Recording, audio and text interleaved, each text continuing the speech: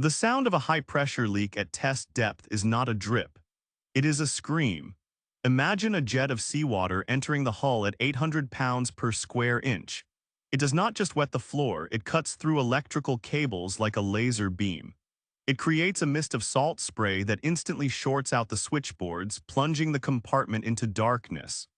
The air fills with the deafening roar of incoming water and the terrifying hiss of high-pressure air banks being dumped to fight the weight. In the control room, the depth gauge begins to spin. You are 600 feet down, you are heavy, and you are sinking. The lives of 130 men now depend on a single decision by the officer of the deck. Do we isolate the leak and fight, or do we pull the chicken switches, the emergency ballast blow handles, and rocket to the surface, risking a collision with whatever is above? This is the split-second nightmare that every submariner trains for but hopes never to see. Welcome to the world of the silent service. It is a world where the primary enemy is not a foreign nation, but the crushing physics of the ocean itself. Right now, patrolling the deep waters of the Atlantic and the Pacific, US Navy nuclear submarines are operating in an environment more hostile than space. The crew lives inside a sealed steel tube, breathing manufactured air, sleeping next to live torpedoes, and operating a nuclear reactor that generates enough heat to power a city. Today, we are going to open the hatch and descend into this claustrophobic marvel of engineering.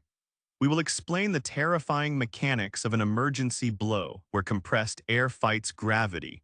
We will take you into the Teakettle, the nuclear engine room where temperatures soar and mistakes are fatal. We will reveal the psychological toll of the run, a 3-month deployment with zero sunlight. And we will show you how a submarine hunts in the dark, using sound as its only weapon. This is the definitive story of survival at crush depth. To understand the submarine, you must first respect the pressure. At the surface, the air pressure is 14 pounds per square inch. At test depth, the classified maximum operating depth of a Virginia or Los Angeles-class boat, the ocean is squeezing the hull with over 500 pounds of force on every single square inch. The pressure is so immense that the submarine physically shrinks. Before a deep dive, the crew will tie a string tightly across the width of the torpedo room. By the time they reach the bottom, that string is hanging slack. The steel ribs of the hull have compressed by several inches. If the hull were to fail, the result would not be a slow leak. It would be an implosion. The air inside would be compressed instantly, the heat generated would incinerate the interior, and the boat would be crushed into a piece of scrap metal the size of a minivan in less than the blink of an eye. This reality hangs over every operation.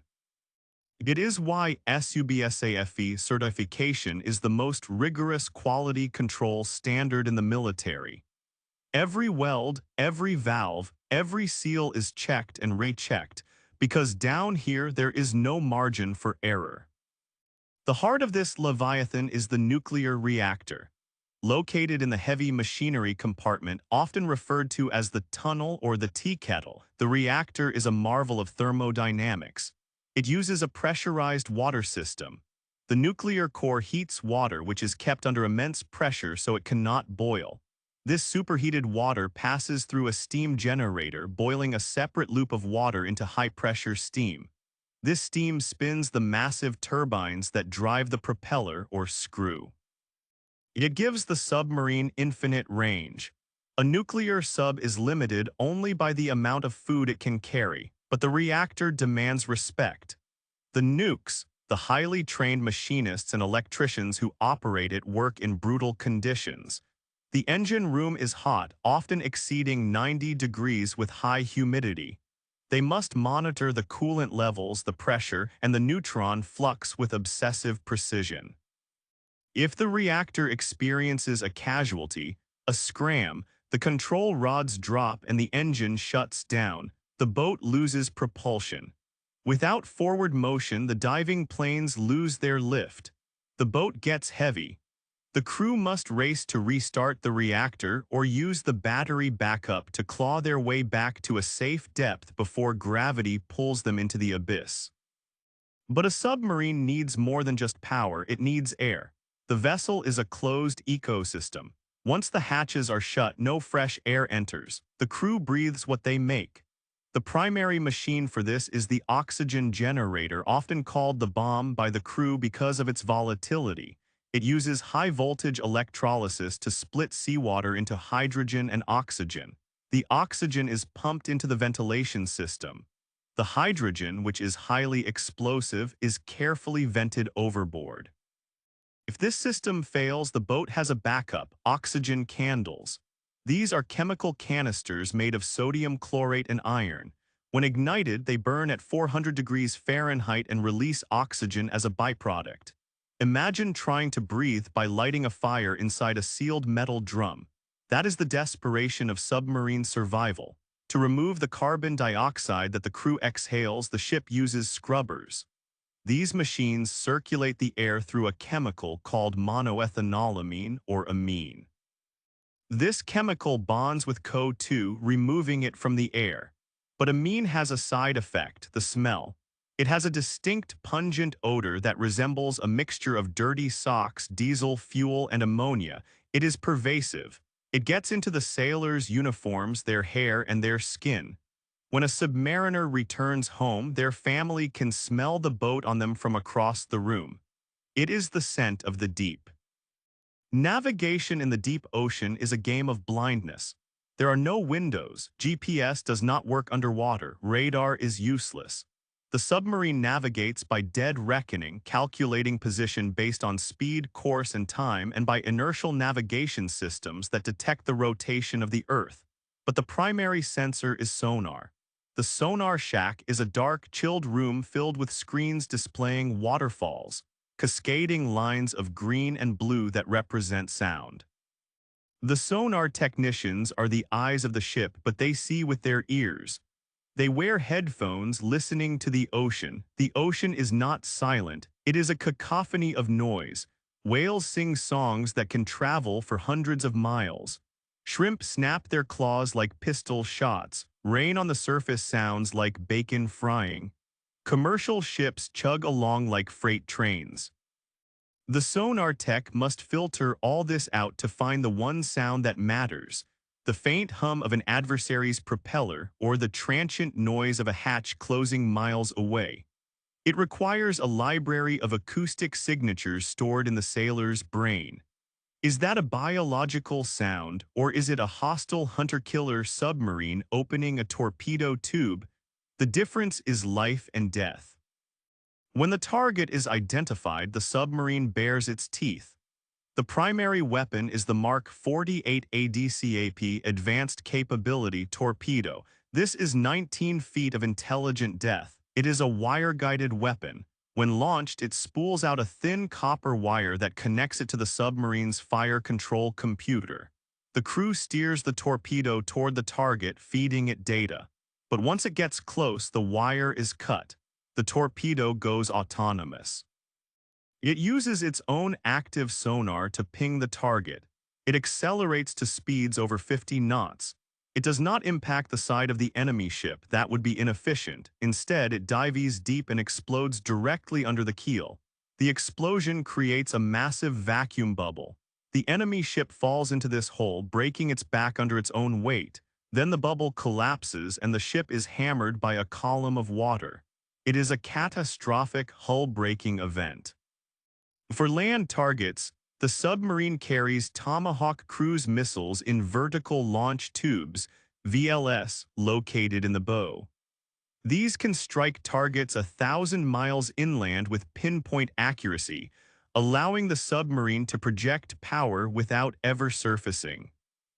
But combat is rare. The daily enemy is routine and the environment. Life on board is a study in cramped efficiency. The junior sailors sleep in the torpedo room in racks built in between the weapons. This is often where hot racking occurs. On a fast attack submarine, there are often more sailors than beds. 3 men might share 2 racks. When one sailor wakes up to go on watch, another sailor, exhausted from his shift, climbs into the warm sheets. There is no privacy. You sleep inches away from a Tomahawk missile. You eat, sleep, and work in a rotation that ignores the sun. The Navy uses an 18-hour day or increasingly a 24-hour watch cycle, but the concept of day and night is artificial.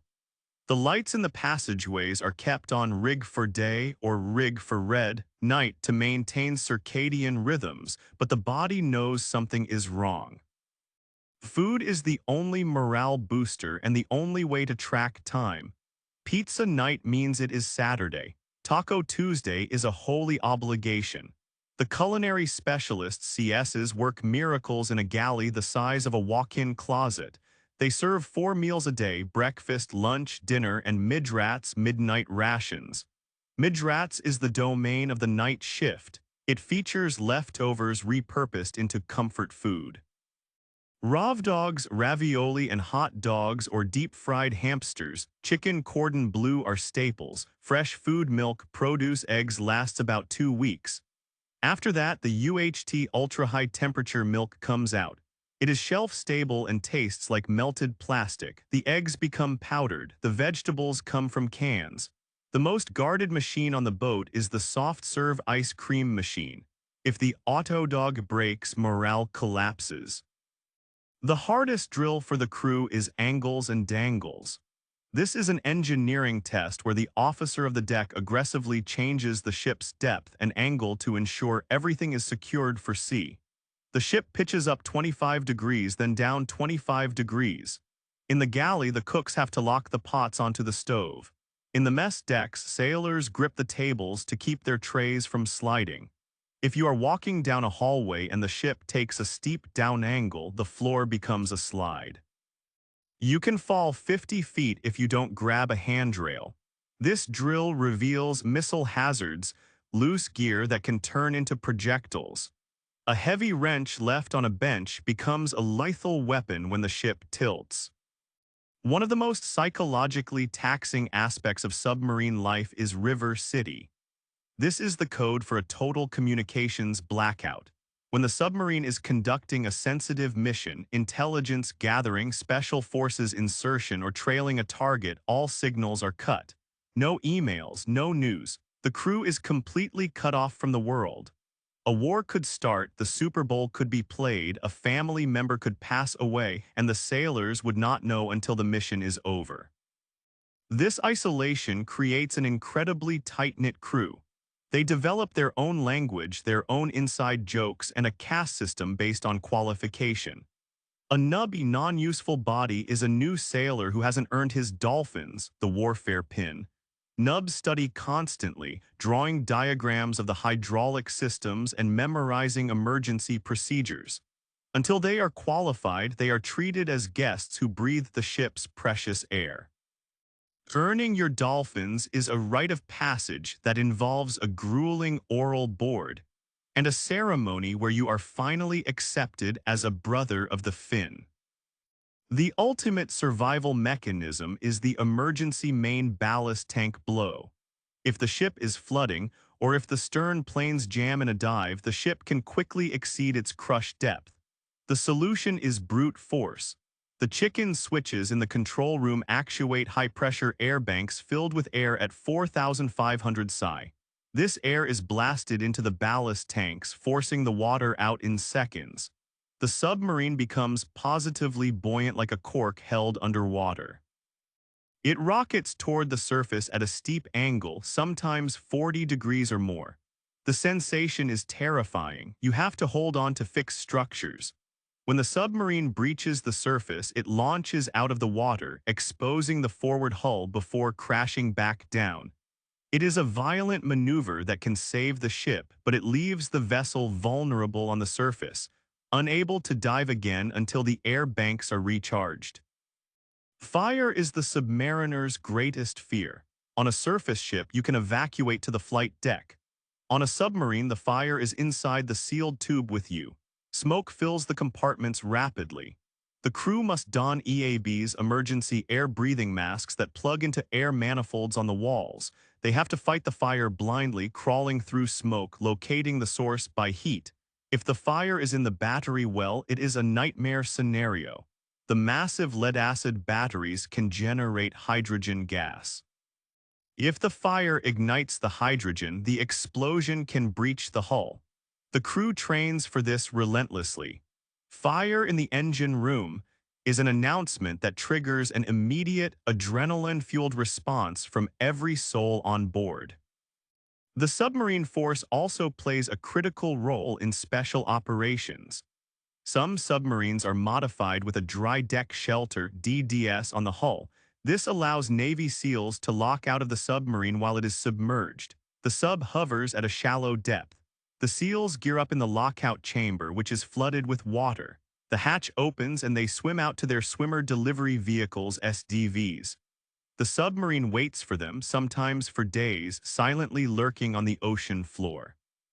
It is a mission profile that requires extreme patience and precision piloting to keep the boat stable in the currents, while men are entering and exiting the hull.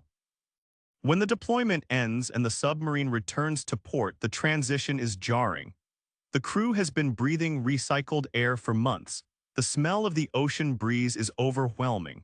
Sunlight hurts their eyes. They have land sickness, stumbling as they walk on solid ground because their inner ear is used to the constant motion of the boat. They are reunited with families who have grown and changed in their absence. They have missed birthdays, anniversaries, and holidays, but they have done the job. They have kept the watch. The nuclear submarine is a paradox. It is a weapon of mass destruction designed to keep the peace. It is a technological marvel that requires its crew to live in primitive conditions. It is the ultimate expression of stealth, power, and human endurance. It prowls the dark corners of the globe, unseen and unheard, a silent guardian that ensures freedom of the seas. The sailors who man these boats are volunteers, accepting the risk of the deep for the sake of the mission. They live by the motto, "Run silent, run deep." If this deep dive into the hidden world of submarine warfare piqued your interest, I need you to do 3 things right now. First, subscribe to the Tactical Chow channel. We are building the ultimate archive of military engineering and survival stories. Second, smash that like button. It helps us surface these stories from the deep. Third, leave a comment below. I want to know, if you were trapped on a submarine, would you rather be the sonar tech listening to the terrifying sounds of the deep, or the cook trying to make a meal during a steep dive? Let me know in the comments.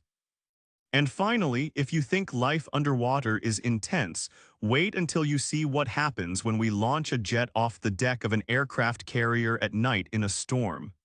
Click the video on your screen right now to enter the chaotic world of flight deck operations. It is the most dangerous workplace on Earth. Click it, and I'll see you there.